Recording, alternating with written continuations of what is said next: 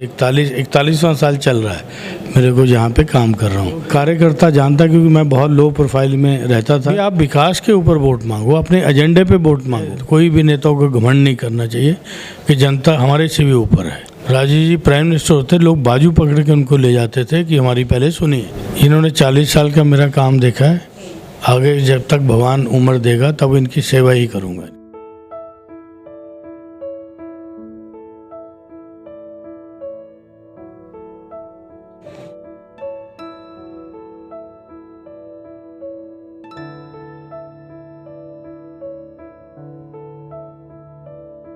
नमस्कार, मैं हूं सबा खान। आप देख रहे हैं मेरी पड़ताल। अमेठी की जनता राहुल गांधी का बाहें फैलाकर स्वागत कर रही थी। अमेठी का मानना है कि 2019 के लोकसभा चुनाव में जो भूल अमेठी की जनता से हुई है वो अमेठी की जनता सुधारना चाहती है। राहुल गांधी को दोबारा यानी फिर से अमेठी बुलाना चाहती है, राहुल गांधी को अपनाना चाहती है। लेकिन जैसे ही नामांकन के एक दिन पहले किशोरी लाल शर्मा जी का नाम आया, अमेठी की सियासत में भूचाल आ गया। सवाल उठने लगे कि किशोरी लाल शर्मा जी कौन हैं, कहां से आए हैं, जिन पर राहुल गांधी ने भरोसा जताया और अपनी सीट पर चुनाव लड़ा रहे हैं। तो इन तमाम सवालों का जवाब देने के लिए इस वक्त हमारे साथ किशोरी लाल शर्मा जी खुद मौजूद हैं। सर, बहुत स्वागत है आपका। Thank you. जो भरोसे और उम्मीद के साथ जनता राहुल गांधी से जुड़ना चाह रही थी, क्या वही उम्मीद और भरोसा आप बना पा रहे हैं? हाँ, नहीं, मेरे को देखो, क्योंकि यहाँ की जनता चाह रही थी गांधी परिवार के उसी के अंदर उनका निर्णय हुआ, मेरे प्रति हुआ, लेकिन उसी को यहाँ की जनता ने भी उनके निर्णय को मतलब मान के मेरे साथ जुट गए वो लोग। तो ये है।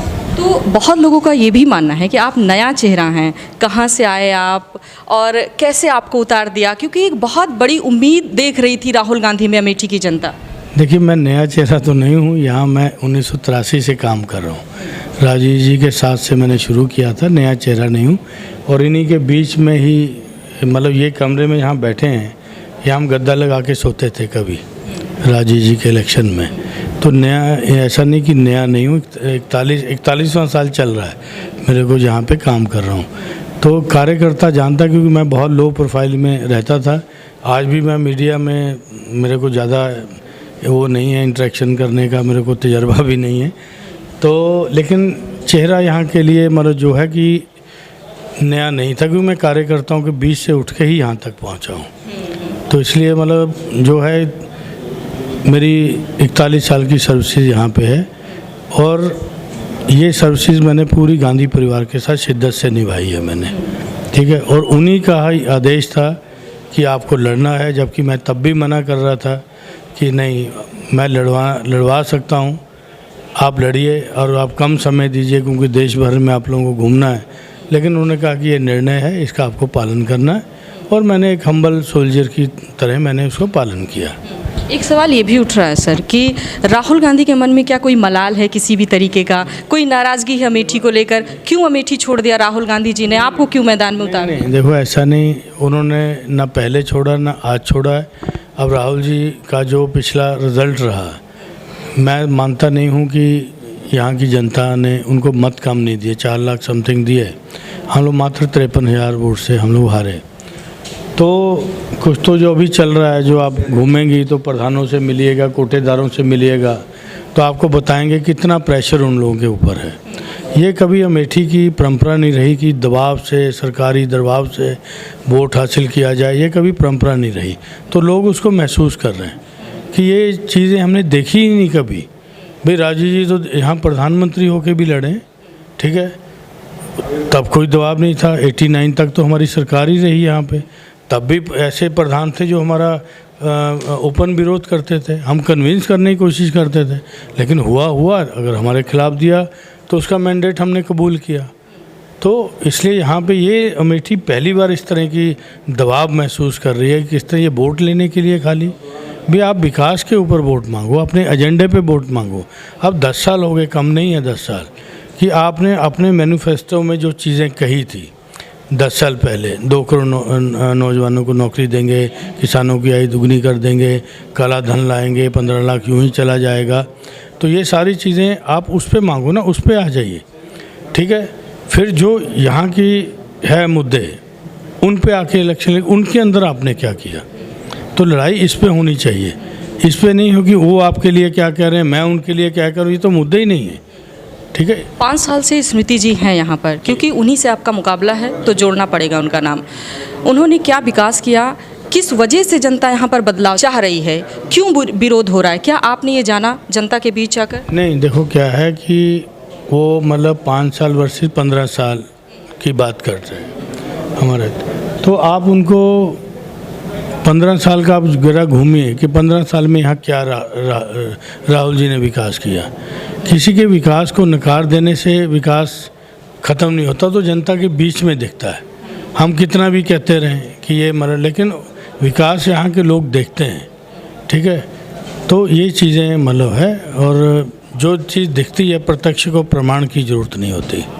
क्या राहुल गांधी जी आएंगे, अमेठी की जनता को गले लगाएंगे, बोलेंगे कि हम हैं या किशोरी लाल जी हैं, एक ही बात है? नहीं, देखो मैं आपको बताऊं, जब राहुल जी हारे तो कोरोना आया था, उसके बाद ही तो यहाँ पे उन्होंने कोरोना के टाइम पे इतना काम किया कि जो भी हमारा बाहर कोई बैठा हुआ था वहाँ तक की भी हमने कोशिश किया कि वो भूखे पेट ना सोएं, उनको राशन वहाँ पे मिले, क्योंकि नेटवर्किंग थी, पूरे कांग्रेस पैन इंडिया पार्टी है, तो हमारे लोगों को यहाँ से होता था कि अमेठी का आदमी वहाँ बैठा है, उसको राशन पहुँचाइए, उनको ये ना कर। फिर यहाँ से फूड ग्रेन किया गया, फिर सैनिटाइज किया गया, फिर उसकी दवाइयाँ जो आई वो हम लोगों ने किया।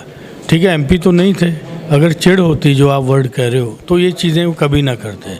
हम लोग बहुत से सोशल यहाँ काम करते हैं, हमारा मुंशीगंज अस्पताल चल रहा है जो आसपास के 2-4 ज़िलों के अंदर बेस्ट है। हमने बंद तो नहीं किया कि अमेठी वालों ने वोट नहीं दिया तो बंद कर दो, ये तो नहीं किया हम लोगों ने।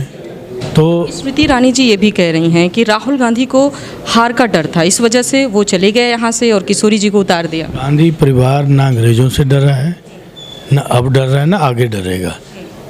राहुल जी शेर की तरह लड़ रहे हैं। ठीक है, बीजेपी के खिलाफ ही लड़ रहे हैं वो। ठीक है, तो उनको कोई डर नहीं है। जो 3600 किलोमीटर यात्रा अपने पैरों पे चल के चला जाए, वो डरने वाला इंसान नहीं हो सकता।